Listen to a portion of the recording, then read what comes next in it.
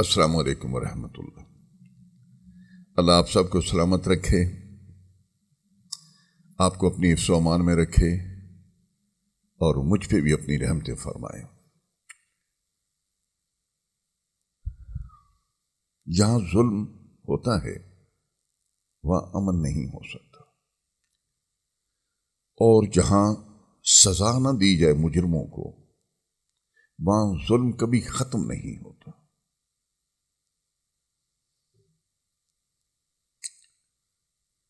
اس لیے قیام امن کے لیے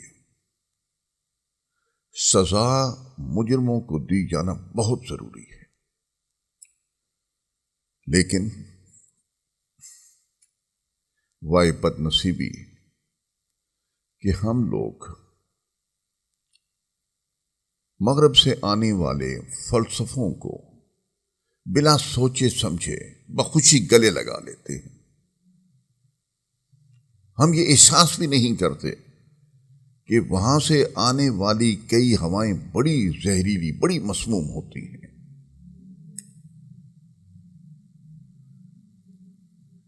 مغربی فلسفہ نے ہمیں بتایا کہ مجرم تو نفسیاتی مریض ہوتا ہے، اس لیے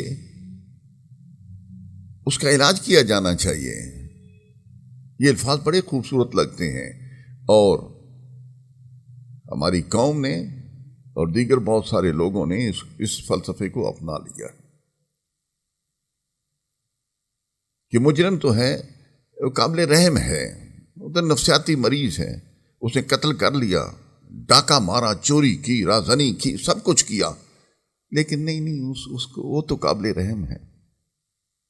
دوسری بات جو ان کی طرف سے آتی ہے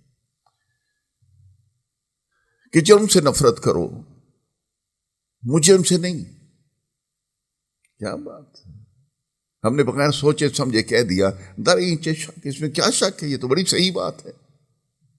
تو پھر کوئی قتل کر دے، مقتول کے لواحقین آہو بکا کر رہے ہیں، رو رہے ہیں، ان کے دل پھٹ رہے ہیں، تو ایسا کیجئے کہ عمل قتل کو پھانسی پہ چڑھا دیجئے اور قاتل کو گلے لگا لیں۔ یہ ہیں وہ فلسفے جو ہم نے اپنا لیے، اور نتیجہ کیا نکلا؟ معاشرے کی رگوں میں ایک زہر پھیلتا گیا، مجرموں سے دوری کا احساس ختم ہو گیا، جرم بڑھنے لگا اور اس سے نفرت کا جذبہ کم ہونے لگا۔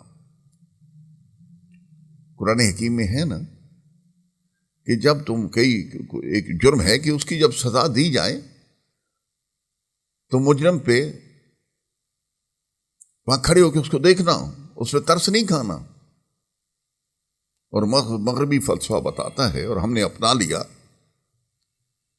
کہ نہیں، مجرم جو ہے وہ تو قابل رحم ہے۔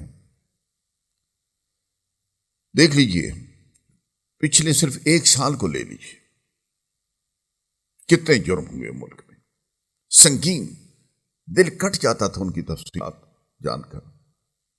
مجرم بھی پکڑے گئے، لیکن ہائے اس فلسفہ کا کیا کیا جائے۔ قانون کے نظام میں ایسی منہ بنا دی گئیں کہ سب فائدے مجرم کو ہی جائیں۔ پچھلے 1 سال میں جو جرم ہوئے، کتنوں کو سزا ملی؟ آرمی پبلک سکول پشاور کا واقعہ ہوا، پوری قوم کے دل روتے رہے۔ اس وقت چونکہ باتیں زیادہ اس موضوع پہ ہوتی تھیں، جہاں تک مجھے یاد ہے تقریباً 8000 ایسے مجرم جیلوں میں بند تھے جنہوں نے قتل کیا تھا، قتل ثابت ہو گیا تھا، ان کو سزا موت دی جا چکی تھی، کہہ دی گئی تھی، لیکن موت پہ سزا پہ عمل نہیں ہوا تھا۔ 8000 بندے، ان کے جو مقتول تھے، ان کے جو لاحقین تھے، ان کے روتے روتے آنسو خشک ہو گئے، اور قاتل جو تھے وہ قابل رحم تھے، ان کو پھانسی کے تختے پہ نہیں لے جایا گیا۔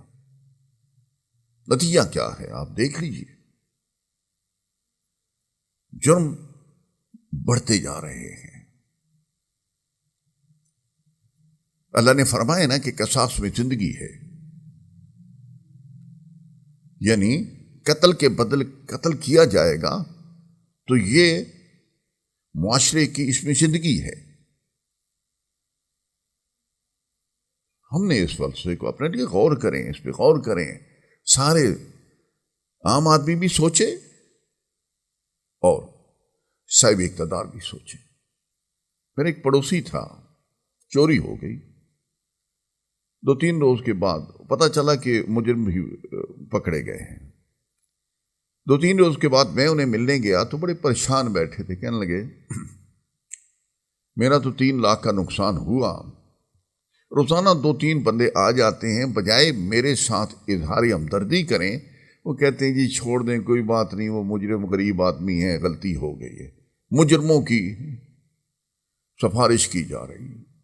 خود میرے ساتھ ایک واقعہ ہوا، چور تھا، پکڑا گیا، میں نے ایس پی صاحب سے بات کی اس کو چھڑانے کی، تو ایس پی صاحب نے جو بات مجھے کہی وہ میری سوچ کا رخ بدل گئی۔ کہنے لگے کہ سر آپ سفارش کر رہے ہیں ایک چور کی، میں آپ کے بارے کیا خیال رکھوں؟ انہوں نے تو نہیں کہا، لیکن ظاہر ہے کہ پھر میں بھی چور ہی ہوں جو میں چور کی سفارش کر رہا ہوں۔ مجرموں کی سفارش کرنا سے ایک مجرم معاشرہ تشکیل پاتا ہے، اور دکھ کی بات ہے کہ ہم کچھ اسی طرح کے ہو گئے۔ مجرموں کو نفسیاتی مریض قرار دینا، مجرموں سے نفرت نہیں کرنی، پھانسی پہ نہیں لٹکانا، سزا نہیں دینی ان کے جرم کے، یہ کیا ہے؟ یہ بچوں کا کھیل ہے۔ جب تک ہم مجرموں کے ساتھ سختی سے پیش نہیں آئیں گے، فوری انصاف نہیں کریں گے، اور سزا جو سنائی جائے اس پہ عمل نہیں کریں گے، امن کبھی نہیں آئے گا۔ اور جہاں امن نہیں ہوتا، جہاں مجرموں کو سزائیں نہیں ملتی، پھر اس فضا میں مظلوموں کی آہیں ہوتی ہیں جو اللہ تعالیٰ بہت جلدی سن لیتے ہیں۔ پھر کوئی بھی کام جو مرضی کریں وہ بگڑتا ہی رہے گا۔ کاش ہم تربیت ضرور کریں لوگوں کی کہ وہ جرائم نہ کریں، لیکن جب جرم کریں تو پھر ہلکا ہاتھ نہ رکھا جائے، جلدی، فوری اور انصاف پر مبنی سزائیں دی جائیں ان کو۔ اللہ ہمیں سمجھ عطا فرمائے، اللہ آپ سب کو سلامت رکھے، مجھ پہ اپنی رحمت فرمائے۔